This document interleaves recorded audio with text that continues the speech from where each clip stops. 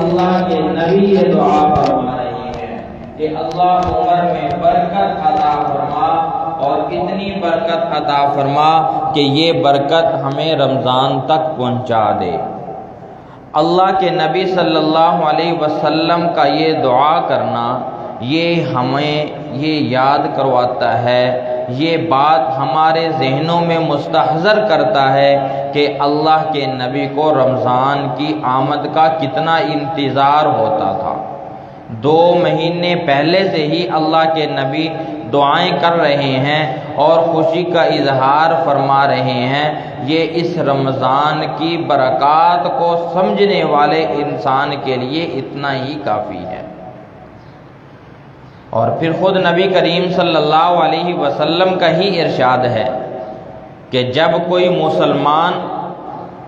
رمضان المبارک کے شب و روز گزارتا ہے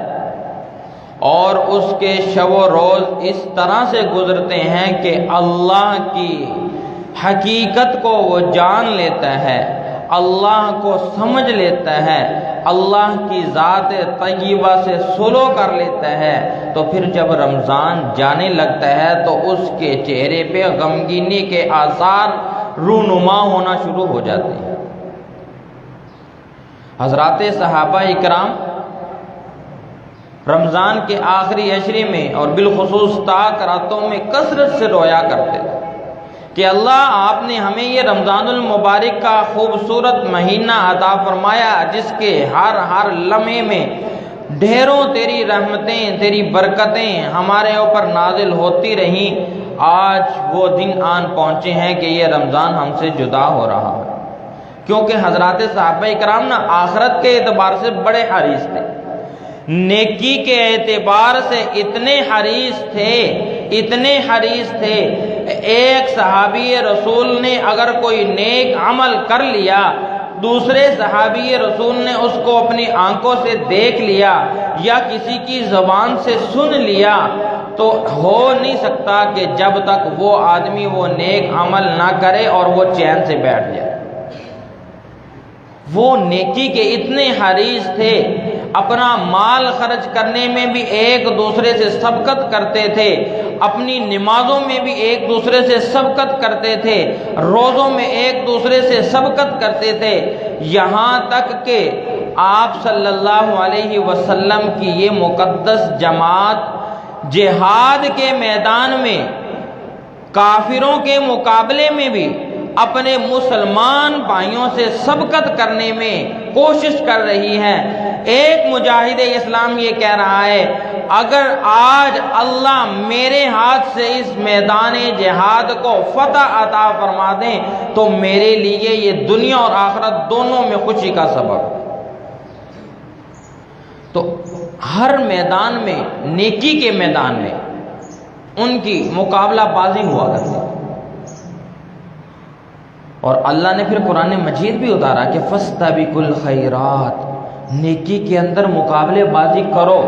یہ صحابہ اکرام کے شوق کو دیکھ کر اللہ نے قرآن مجید نازل فرمایا کہ صحابہ تو نیکی کے اندر پہلے ہی مقابلہ بازی میں لگے ہوئے ہیں۔ جب اللہ نے قرآن مجید نازل فرما دیا تو صحابہ کا یہ جو دل کے اندر احتمال تھا کہ پتہ نہیں یہ مقابلہ صحیح بھی ہے یا نہیں، یہ دل کے اندر جو شک شبہ تھا، کیونکہ اللہ کے نبی نے خود منع فرمایا ہے کہ دنیاوی معاملات میں، دنیاوی لین دین کے اعتبار سے مقابلے بازی کو اللہ نے ناپسند فرمایا ہے۔ دنیاوی کوئی بھی چیز ہے جس کا تعلق انسان کی اپنی ذات کے ساتھ ہے، اس میں مقابلے بازی سے منع فرمایا گیا ہے۔ عبادات میں اللہ نے خود فرمایا دیا، جب صحابہ اکرام کے مقابلے بازی کا شوق دیکھا تو قرآن مجید کی آیت نازل فرمائی کہ نیکی کے کاموں میں سبقت کرو، یہ اللہ کو بڑا پسند ہے۔ اور پھر ان لوگوں نے جب یہ الفاظ سن لیے تو ان کے دل کے اندر اتنی خوشی بھر گئی کہ ان کو پتہ چل گیا کہ اب تو نیکی کے اندر تو ہمیں کوئی دنیا کا لال منع نہیں کر سکتا، دنیا کا کوئی انسان نیکی میں مقابلہ کرنے سے منع نہیں کر سکتا۔ پھر انہوں نے ایسی مثالیں قائم کی، آج 14.5 صدیاں گزرنے کو ہے، رب کعبہ کی قسم آج تک جتنے بھی مسلمان گزر چکے ہیں، جتنے مسلمان موجود ہیں، جتنے مسلمان قیامت تک آئیں گے، کوئی مسلمان ان کے کسی میں نیکی کے میدان میں ایک ذرہ برابر بھی مقابلہ نہیں کر سکتا۔ وہ صدقے کا میدان ہو، وہ روزے کا میدان ہو، وہ نماز کا میدان ہو، وہ قرآن مجید کی تلاوت کا میدان ہو، وہ کسی بھی نیکی کی کام کا میدان ہو، اس جماعت کا مقابلہ نہ آج تک کوئی مسلمان کر سکے ہیں، نہ قیامت تک کر سکے گا۔ کافروں کے ساتھ تو بات ہی نہیں ہے، چونکہ نیکی کے اندر مقابلہ تو مسلمان ہی کر سکتے ہیں۔ نیکی مسلمان کی اللہ کے ہاں قبول ہے۔ تو حضرات صحابہ اکرام نے ہر نیکی کے میدان کے اندر اپنی ذاتوں سے اعلیٰ مثالیں چھوڑی ہیں، اور اللہ نے جو قرآن مجید یہ امت کو عطا فرمایا، آج محفوظ الفاظ میں، محفوظ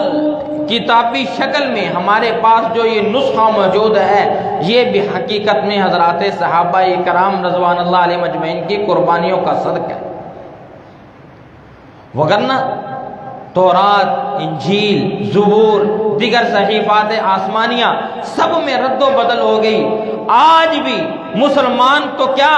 کافر، غیر مسلم یہ بات ماننے کو تیار ہے، اور وہ اپنی زبان سے اقرار کر چکے ہیں کہ اگر کوئی دنیا کے اندر محفوظ ترین کتاب ہے تو وہ قرآن مجید ہے،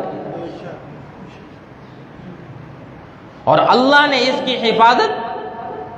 سب سے پہلی جماعت حضرات صحابہ اکرام رضوان اللہ علیہ مجمعین سے ایسے انداز میں کروائی کہ آج بھی امت کا بچہ، امت کا غیور نوجوان، امت کا غیور مسلمان انہی لوگوں کی نقش قدم پہ چل کے قرآن مجید کی حفاظت کے لیے اپنے آپ کو پیش کیے ہوئے۔ جب قرآن مجید کے نزول کا آغاز ہوا، نبی کریم صلی اللہ علیہ وسلم کے ارد گرد بیٹھنے والے مجمع میں سے اکثر صحابہ اکرام جو تھے وہ قرآن مجید کو سن کے یاد کرنے کی کوشش کر لیا کرتے۔ نبی کریم صلی اللہ علیہ وسلم کو شک شبہ گزرا کہ اب تو یہ حضرات قرآن مجید کو یاد کر لیتے ہیں، لیکن نہ جانے یہ کب دنیا سے چلے جائیں، پتہ نہیں یہ قرآن مجید محفوظ رہے گا یا نہیں۔ اللہ نے قرآن مجید میں نازل کر دی آیت سَنُقْرِئُكَ فَلَا تَنْسَىٰ إِلَّا مَا شَاءَ اللَّهُ، اے نبی پریشان ہونے کی ضرورت نہیں، یہ قرآن ہم نے نازل کیا ہے، ہم اس کی حفاظت کریں گے۔ اور اللہ کیسے حفاظت کروائیں گے؟ جب اللہ نے نبی کو یہ پیشین گوئی بھجوا دی، اللہ نے نبی کو یہ وحی بھجوا دی کہ نبی آپ کو پریشان ہونے کی ضرورت نہیں، ہم اس کی حفاظت کا انتظام کریں گے۔ میرے مسلمان بھائی، اللہ نے ایسا خوبصورت قرآن مجید کی حفاظت کا انتظام کیا کہ آج 14.5 صدیاں گزرنے کے بعد بھی قرآن مجید کا ایک الف، ایک زبر، ایک زیر، ایک پیش، بلکہ ایک نقطہ تک بھی تبدیل نہیں ہوا، اور یہ خاص قرآن مجید کا اعجاز ہے۔ ہر زمانے میں قرآن مجید کو تبدیل کرنے کی کوششیں کی گئی، ہمارے زمانہ میں بھی ہے، ہم سے پہلے جو ماضی قریب میں زمانہ گزرا اس میں بھی، رسول اللہ صلی اللہ علیہ وسلم کے زمانہ میں بھی، آپ صلی اللہ علیہ وسلم کے دنیا سے رحلت فرما جانے کے بعد حضرات خلفائے راشدین رضی اللہ تعالیٰ عنہ کے زمانہ میں بھی قرآن مجید کو تبدیل کرنے کی، قرآن مجید کے اندر تحریف کرنے کی کوششیں کی گئیں، لیکن اللہ نے ایسا انتظام فرمایا قرآن مجید کی حفاظت کا کہ ہر زمانہ کے اندر اللہ تبارک و تعالیٰ نے ایسے مجاہد اسلام پیدا کیے کہ جنہوں نے اپنے سینے چھلنی کروائے، جنہوں نے اپنے آپ کو جیلوں کی سلاخوں کے پیچھے بھیجنا منظور کروایا، لیکن قرآن مجید کے اندر ایک نقطے کی تحریف کو بھی برداشت نہیں کیا۔ ہر زمانہ میں اللہ نے ایسے لوگ پیدا کیے، اور حضرات صحابہ اکرام رضوان اللہ علیہ مجمعین کے زمانہ سے اللہ نے جو قرآن مجید کی حفاظت کا ایک انوکھا انداز قائم کیا، اللہ نے قرآن مجید کی حفاظت کا ایک انوکھا انداز اپنایا کہ قرآن مجید کو مسلمانوں کے سینوں میں اور مسلمان بچوں کے سینوں میں محفوظ کرنے کے لیے اللہ نے ایسا انتظام فرمایا کہ حضرات صحابہ اکرام سے چند صحابہ جن کو اصحاب صفہ کہا جاتا ہے ان کا انتخاب فرمایا، کہا کہ آپ کا کام صرف قرآن مجید کو یاد کرنا، محفوظ کرنا، امت کو سنانا، یہ آپ کے ذمہ ہے۔ اور دیگر صحابہ اکرام کو اللہ کے نبی نے خود یہ حکم ارشاد فرمایا کہ یہ اصحاب صفہ، یہ قرآن مجید کو حفظ یاد کرنے والے حضرات، ان کے کھانے کا، ان کے رہنے کا انتظام آپ حضرات کے ذمہ ہے۔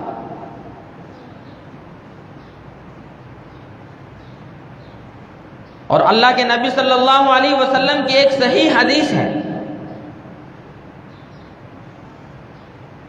کہ دین اسلام کی حفاظت، قرآن مجید کی حفاظت کے لیے اللہ نے ایک جماعت کا انتخاب فرما دیا ہے۔ اللہ کے ہاں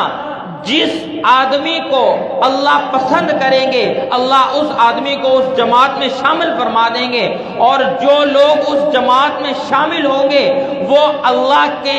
دین کی، قرآن مجید کی دنیا میں بھی حفاظت کریں گے، اور کل قیامت کے دن یہ دین اور یہ قرآن ان کی حفاظت کر کے ان کو جنت میں لے کر جائے گا۔ دنیا میں یہ لوگ بطور ذریعہ کے، وگرنہ اللہ کو ذریعہ کی بھی ضرورت نہیں ہے، اللہ چاہے تو بغیر ذریعہ کے بھی اس دین کی، اس کلام کی حفاظت کروا سکتے ہیں، لیکن چونکہ یہ عقل سے ماوراء بات ہو جاتی، اللہ اگر چاہتے تو انبیاء فرشتوں میں سے نہیں بھیج سکتے تھے؟ بھیج سکتے تھے۔ 1,24,000 یا 1.25 کم و بیش انبیاء آئے ہیں، کوئی ایک نبی بھی فرشتوں میں سے اللہ نے مبعوث نہیں فرمایا۔ اللہ چاہتے تو انبیاء کو جنات میں سے بھی بھیج سکتے تھے، جنات بھی اللہ کے احکام کے مکلف ہیں۔ اللہ نے قرآن مجید میں فرمایا وَمَا خَلَقْتُ الْجِنَّ وَالْإِنسَ إِلَّا لِيَعْبُدُونَ، پہلے جنات کا ذکر فرمایا کہ ہم نے جنوں کو، چونکہ جنات پہلے پیدا کیے گئے تھے، انسان بعد میں پیدا کیا گیا، وَمَا خَلَقْتُ الْجِنَّ وَالْإِنسَ إِلَّا لِيَعْبُدُونَ، اللہ فرماتے ہیں میں نے جنات کو اور انسانوں کو اپنی عبادت کے لیے پیدا کیا ہے۔ جب جنات بھی عبادت کے لیے ہیں، انسان بھی عبادت کے لیے ہیں، اللہ پھر جنات میں سے انبیاء کو بھیج دیتے، اور اللہ اس بات پہ قادر تھے، ایسا کر سکتے تھے اللہ تعالیٰ کہ جنات میں سے اللہ تبارک و تعالیٰ انبیاء بھیجتے، لیکن اگر ایسا ہوتا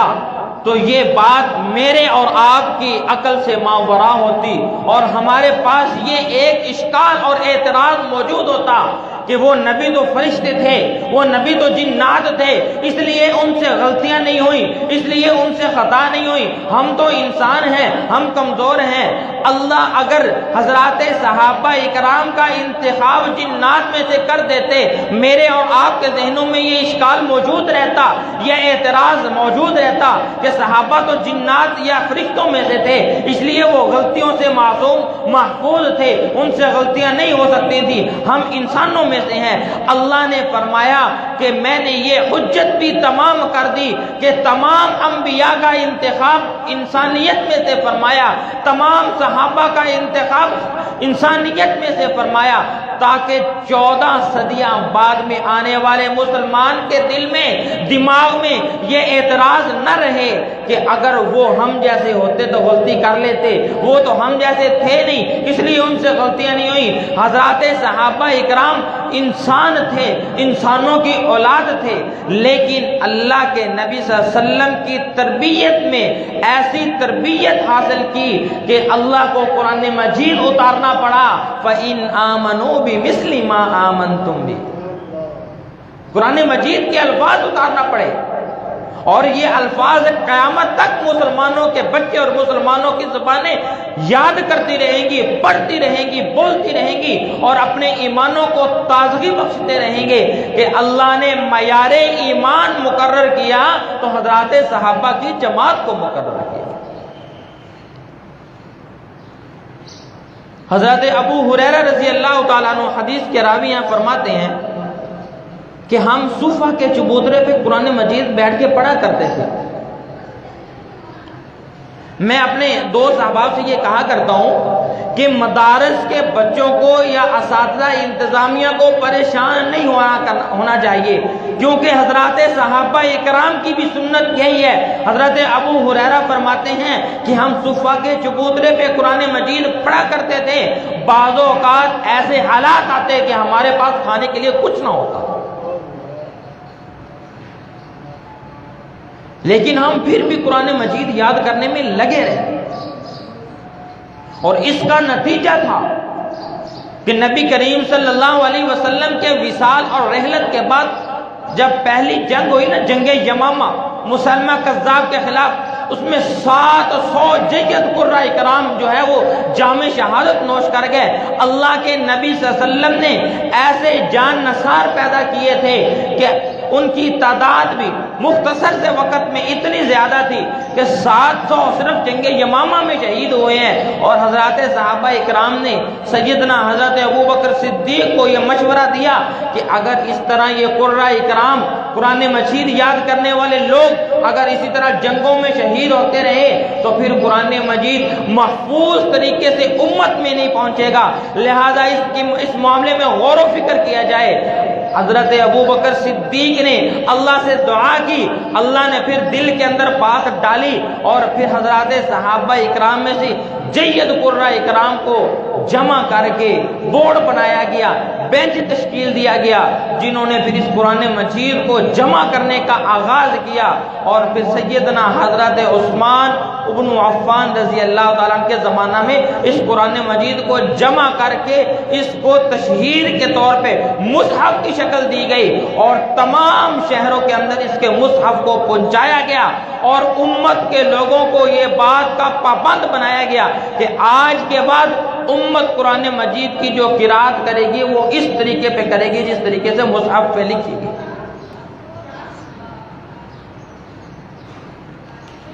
تو میرے مسلمان بھائیوں، اللہ نے یہ قرآن مجید جو ہمیں عطا کیا، یہ اللہ کا امت پر احسان ہے، اور نبی کریم صلی اللہ علیہ وسلم کے معجزات میں سب سے بڑا معجزہ ہے، سب سے بڑا معجزہ۔ اور پھر اللہ نے یہ قرآن مجید ایک دن میں یا ایک رات میں نہیں اتارا، بلکہ خود نبی کریم صلی اللہ علیہ وسلم کی حدیث کا مفہوم ہے، آپ صلی اللہ علیہ وسلم نے فرمایا کہ اللہ نے مجھے اوپر قرآن مجید کو 23 سال کے عرصے میں مکمل کیا،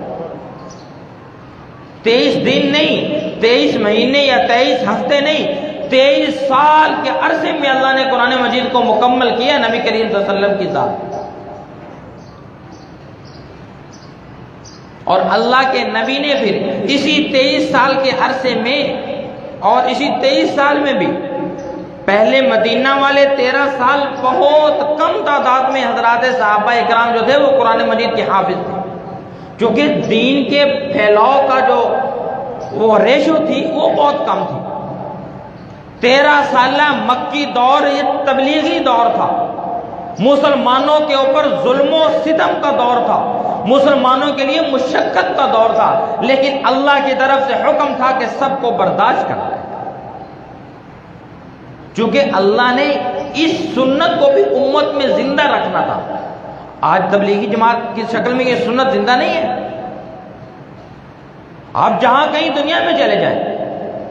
جس مرضی مسلک کی تبلیغی جماعت ہو، کبھی آپ کو تبلیغی جماعت سے وابستہ لوگ یہ نہیں کہیں گے کہ آپ نے آگے سے لڑنا ہے، بلکہ یہی ملے گا کہ آپ نے برداشت کرنا ہے۔ آپ کو کھڑا کیا جائے آپ نے کھڑے ہو جانا ہے، آپ کو نکالا جائے آپ نے نکل جانا ہے، آپ کے اوپر کوئی بہتان بازی کی جائے آپ نے برداشت کرنا ہے، آپ کو گالی دی جائے آپ نے برداشت کرنی ہے۔ کیوں؟ بھائی اللہ نے اس شعبے کو زندہ رکھنا ہے، یہ دین کا ایک مستقل شعبہ ہے، اور اللہ نے اپنے نبی سے اس کا آغاز کروایا۔ نبی کریم صلی اللہ علیہ وسلم کے جان نثار صحابی سیدنا حضرت عمر بن خطاب رضی اللہ تعالیٰ نے ایک موقع پہ کہنے لگے کہ اے نبی، آپ اگر مجھے اجازت دیں میں ابھی کے ابھی اس کافر کا سر تن سے جدا کرتا ہوں۔ نبی نے کہا عمر بیٹھ جاؤ، بیٹھ جاؤ، مجھے آپ کی جراری کا، آپ کے جوش کا کوئی انکار نہیں ہے، لیکن اللہ کا حکم یہ ہے کہ یہ سب کچھ برداشت کرنا ہے۔ عمر بیٹھ جاؤ۔ سیدنا حضرت عمر بن خطاب رضی اللہ تعالیٰ عنہ اللہ کے نبی کی بات سنتے اسی جگہ پہ بیٹھ گئے، اور پھر اللہ نے قرآن مجید کی آیت اتار دی کہ جو عمر کہہ رہے ہیں میں اللہ بھی اسی کو پسند کرتا ہوں۔ لیکن اس 13 سالہ مشقت کے دور میں، مشکلات کے دور میں، کہ اس زمانے کے اندر تبلیغ کا کام بہت تیزی سے ہوا، لیکن مسلمانوں کا اسلام میں داخل ہونے کی جو ریشو تھی وہ بہت کم تھی۔ اس کے برعکس 10 سالہ مدنی زندگی ہے، 10 سالہ مدنی زندگی کے اندر سینکڑوں صحابہ اکرام قرآن مجید کے حافظ قاری بنے، قرآن مجید کو سمجھنے والے علماء تیار ہوئے، اور اللہ کے نبی صلی اللہ علیہ وسلم نے کئی سارے محاذات پہ صحابہ اکرام کو بھیجا، کئی جنگوں پہ خود نبی کریم صحابہ کے ساتھ شریک ہوئے، اور سن 10 ہجری میں مسلمانوں کی تعداد 1.25 لاکھ سے بھی زیادہ کر۔ تو اللہ نے یہ قرآن مجید جو اپنے نبی کو عطا فرمایا یہ بہت بڑا معجزہ ہے، اور میرے اور آپ کے لیے بہت بڑی رہنمائی ہے۔ اللہ نے قرآن مجید میں فرمایا کہ ان ھذا القرآن یہدی للتی ہی اقوم، کہ ہم اس قرآن مجید کے ذریعے بہت ساری قوموں کو ہدایت دیں گے اور بہت ساری قوموں کو گمراہ کریں گے۔ نبی کریم صلی اللہ علیہ وسلم نے خود فرمایا کہ ان اللہ یرفع بھذا القرآن وَيَدْعُ بِهِ قَوْمًا آخَرِينَ، اللہ اس قرآن مجید کی وجہ سے کئی قوموں کو ترقیاں عطا فرمائیں گے، اور اسی قرآن مجید کی وجہ سے کئی قوموں کو زوال اور پستیاں عطا ہوں گی۔ اب یہ تو میرا اور آپ کا اپنا فیصلہ ہے، ہم نے ادھر جانا ہے یا ادھر جانا ہے۔ ہم نے یرفعو والے لوگوں میں شامل ہونا ہے یا یضعو والے لوگوں میں شامل ہونا ہے، یہ تو میرا اور آپ کو فیصلہ۔ اللہ نے ہمیں عقل دی ہے، اور یہ عقل بھی عقل سلیم ہے، اللہ نے سوچنے سمجھنے کی صلاحیت دی ہے، رستے دونوں بتا دیے کہ یہ رستہ سیدھا ہے، یہ رحمان کا رستہ ہے، یہ رستہ ٹیڑھا ہے، یہ شیطان کا رستہ ہے۔ انسان تو یہ اختیار ہے، یہ اختیار کر، یہ اختیار کر، تجھ سے کوئی پوچھ نہیں ہے، تیرے کوئی بندش نہیں ہے۔ ہاں میرے احکامات نبیوں کے ذریعے، نیک صالح لوگوں کے ذریعے تیرے کانوں تک ضرور پہنچ جائیں گے، لیکن تیرے اوپر جبر کوئی نہیں ہے، تیرے لیے مشقت نہیں ہے، تجھے اختیار ہے۔ یہ دنیا کی زندگی میں یہ رستہ اختیار کر، اختیار ہے، یہ رستہ اختیار کر، اختیار ہے، لیکن اس عدالت میں جا کے تجھے جواب دینا پڑے گا۔ اگر اہدنا الصراط والا رستہ اختیار کرے گا تو صراط الذین انعمت علیہم کا مصداق ٹھہرے گا، اگر اہدنا الصراط والا رستہ اختیار نہیں کرے گا غیر المغضوب علیہم ولا الضالین کا مصداق ٹھہرے گا۔ اگر صراط الذین انعمت علیہم تیرا مقدر بن گیا تو جنت یقیناً تیری قسمت میں ہوگی، اگر غیر المغضوب علیہم ولا الضالین میں تیرا نام آ گیا تو جہنم یقیناً تیرا مقدر ہو۔ اللہ نے یہ اختیار دے دیا، اور اللہ نے قرآن مجید میں فرمایا کہ وَلَقَدْ يَسَّرْنَا الْقُرْآنَ لِلذِّكْرِ فَهَلْ مِن مُدَّكِرٍ، کہ ہم نے اس قرآن مجید کو بڑا آسان نازل کیا ہے، فَهَلْ مِن مُدَّكِرٍ، تاکہ تم اس کو سمجھ سکو، تاکہ تم اس کو پرکھ سکو، تاکہ تم اس کے الفاظ پہ غور کر سکو۔ اور اللہ نے قرآن مجید کا جو اسلوب رکھا ہے، قرآن مجید کی نزول کا جو اسلوب ہے، اتنا شاندار اسلوب ہے، اتنا کمال کا اسلوب ہے۔ اللہ نے جہاں پہ احکامات نازل فرمائے، جہاں پہ مسائل نازل فرمائے، وہاں پہ سابقہ اقوام کے واقعات کو قرآن مجید کی زینت بنایا، تاکہ مسلمان لوگ ان واقعات کو سن کر، ان واقعات کو پڑھ کر، ان واقعات کو سمجھ کر یہ غور فکر کر سکیں، تدبر کر سکیں۔ افلا یتدبرون القرآن ام علی قلوب اقفالها، یہ مسلمان اس بات پہ غور کر سکیں، تدبر کر سکیں کہ یہ قوم اتنی طاقت رکھتی تھی، یہ ختم ہو گئی، یہ قوم اتنا سرمایہ رکھتی تھی، ختم ہو گئی، یہ قوم اتنی ٹیکنالوجی رکھتی تھی، ختم ہو گئی۔ اللہ نے اس قوم کو ہی باقی رکھا جس نے وقت کے نبی کی بات کو مانا، اپنے اللہ کے احکامات کو جانا، اس پہ عمل کیا، اسی قوم کو باقی رکھا۔ اس کے علاوہ سب کو نیست و نابود کر دیا، چاہے وہ قوم سبا ہی کیوں نہ ہو، چاہے وہ قوم عاد ہی کیوں نہ ہو، وہ قوم سمود ہی کیوں نہ ہو، وہ قوم شعیب ہی کیوں نہ ہو، وہ قوم لوط ہی کیوں نہ ہو، وہ قوم بنی اسرائیل ہی کیوں نہ ہو۔ اللہ نے کہا کہ جو نبی کی بات کو فوکس کرے گا، جو نبی کی بات پہ ایمان لائے گا، جو نبی کے اوپر نازل کردہ احکامات کے اوپر عمل کرے گا، اسی کو ہی باقی رکھوں گا، وہی جنت کا ضامن بنے گا۔ اس کے علاوہ جو ہیں وہ سارے دنیا کے اعتبار سے بھی عبرت ہوں گے، کل قیامت کے دن تو عبرت کا نشان یقیناً بنے گے۔ کئی قوموں کا اللہ نے ذکر فرمایا، جن قوموں کو اپنے اوپر بڑا فخر تھا، بڑا مان تھا کہ ہماری اتنی بڑی ٹیکنالوجی ہے، ہمارے پاس اتنے بڑے بڑے ڈیم ہیں، ہمارے پاس اتنی بڑی بڑی ریسرچ ہے کہ ہمیں کوئی چیز جو ہے وہ تباہ نہیں کر سکتی۔ اللہ نے ایسا انتظام فرمایا، ایسا انتظام فرمایا کہ انسان کی عقل کے رونگٹے کھڑے ہو جاتے ہیں۔ وہی ڈیم جن کے اوپر وہ اتراتے تھے، فخر کرتے تھے، اللہ نے انہی کو ان کی ہلاکت اور بربادی کا سبب بنا دیا۔ وہی زراعت جس کے اوپر وہ فخر کرتے تھے، اتراتے تھے، اللہ نے اسی زراعت کو ان کی تباہی اور بربادی کا سبب بنا دیا۔ اور امت مسلمہ کے غیور مسلمانوں کو یہ درس دے دیا کہ دنیا میں جتنی بھی ترقی کر لو،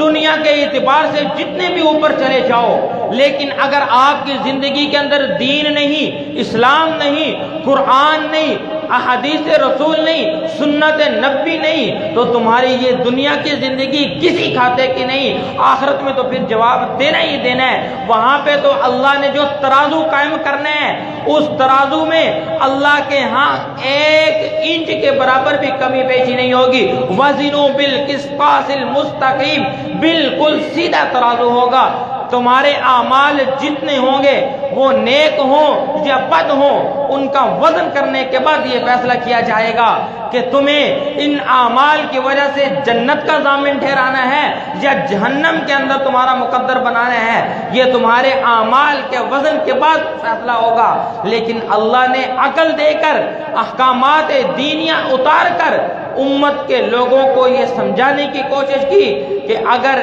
ان پہ عمل کرو گے تو فلاح و کامیابی مقدر ہوگی، اگر ان پہ عمل کرو گے تو ناکامی دنیا میں بھی آپ کو ملے گی اور آخرت میں یقیناً ملے گی۔ تو یہ اللہ نے میرے اور آپ کے لیے قرآن مجید کو ایک اصول کے طور پہ بتایا، اصول کے طور پہ اتارے۔ اب یہ تو میری اور آپ کی اپنے ضرب کی بات ہے کہ ہم قرآن مجید کو کتنا سمجھتے ہیں۔ تو میں عرض شروع میں یہ کر رہا تھا کہ اللہ نے اس قرآن مجید کی حفاظت تو کرنی ہے، اور اللہ نے ایک جماعت کا انتخاب کیا ہے قرآن مجید کی حفاظت کے لیے۔ اور خود نبی کریم صلی اللہ علیہ وسلم نے فرمایا کہ میری امت کے لوگوں میں سے ایک جماعت دین اور قرآن کی حفاظت کے لیے اللہ نے متعین فرما دی۔ اور اللہ کے نبی کی زبان سے، یار میری زبان سے نکلنے والی بات پہ آپ کو یقین ہے، اپنے بڑے کی زبان سے نکلنے والی بات پہ یقین ہے، وزیر اعظم کی زبان سے نکلنے والی بات پہ یقین ہے، اس آمنہ کے لال کی زبان جس زبان کے لیے اللہ نے قرآن مجید اتارا، وما ينطق عن الهوى ان هو الا وحی یوحی، اور نبی کی زبان اپنی مرضی سے بولتی نہیں ہے۔ اللہ جب بلاتے ہیں تو نبی کی زبان بولتی ہے۔ وہ زبان کہہ رہی ہے کہ اللہ نے میری امت کے مسلمان لوگوں میں ایک جماعت کا انتخاب کر دیا جو دین اور قرآن کی حفاظت کرے گی، اور اللہ جس کو چاہیں گے اس جماعت میں شامل کریں گے، اور جو اس جماعت میں شامل ہوگا اللہ اسے دنیا میں بھی عزتیں عطا فرمائیں گے، کل قیامت کے دن اس کے لیے ڈھیروں عزتیں ہوں گی، اللہ کی طرف سے انعامات ہی انعامات ہوں گے۔ لیکن شرط یہ ہے اخلاص کے ساتھ، تقوی کے ساتھ، اللہ کی رضا کے لیے، دین کی حفاظت کے لیے اپنے آپ کو پیش کرے، قرآن مجید کی حفاظت کے لیے اپنے آپ کو پیش کرے، اللہ یقیناً دنیا میں بھی سرفرازیاں عطا فرمائے گا، اور قیامت کے دن بھی اللہ تعالی یقیناً کامیابیاں اس کا مقدر بنائے گا۔ اللہ رب العزت ہمیں قرآن مجید کے محافظین میں شامل فرمائے، یا قرآن مجید کی حفاظت کرنے والے لوگوں کے شانہ بشانہ کھڑے ہونے کی توفیق نصیب فرمائے۔ میں اگر خود قرآن مجید کو حفظ نہیں کر سکتا بالفرض والمحال، اپنی اولاد کو اس طرف لگا دوں، اگر میری اولاد بھی اتنی نہیں، یا میری اولاد بھی اس نہج سے گزر گئی، تو اللہ نے پھر بھی موقع دیا ہے کہ جو قرآن مجید کی حفاظت کے لیے لوگ مبعوث ہیں، حقیقت میں یہ مبعوث من اللہ ہے۔ میری بات کو غلط سمت میں مت لے جائیے گا، یہ مبعوث من اللہ ہیں، اللہ نے ان کو پسند کیا ہے۔ اور ارے مسلمان، تیری امت کے اس زمانہ کے لاکھوں کروڑوں لوگ ہیں، ان میں سے صرف چند ہزار لوگ اللہ نے اپنے قرآن کی حفاظت کے لیے متعین فرمائے۔ آپ اپنی ایمانداری سے بتائیں، یہ اللہ کا انتخاب نہیں ہے؟